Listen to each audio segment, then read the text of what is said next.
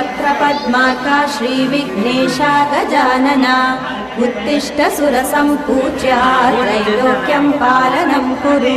श्रीगौरी वक्त्रपद्मार्का श्रीविघ्नेशा गजानना उत्तिष्ठ सुरसम्पूज्या त्रैलोक्यं पालनं कुरु